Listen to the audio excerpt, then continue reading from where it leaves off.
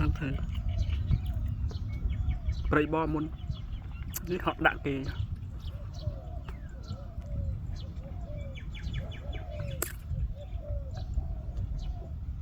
Bò đã nhi với rồi.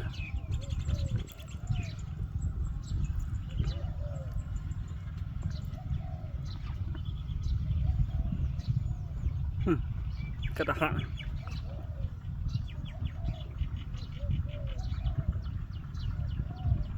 Là các bà.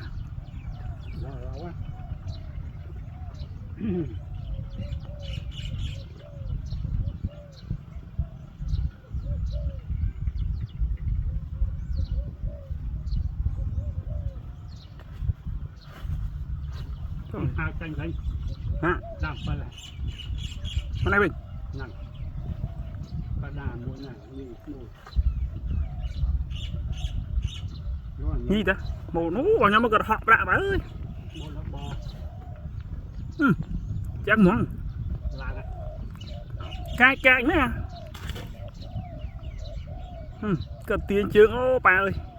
Mới đai chạp đây dù.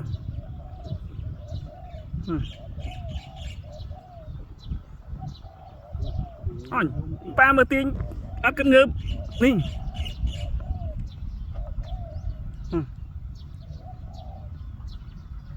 Đánh. chạm cao. Cao. Nòng bạc tiền.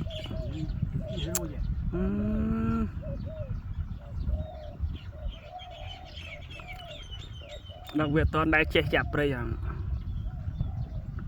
Màu một tiếng. Chọp rồi. Chạp. Chị, mà đây việc nào vậy?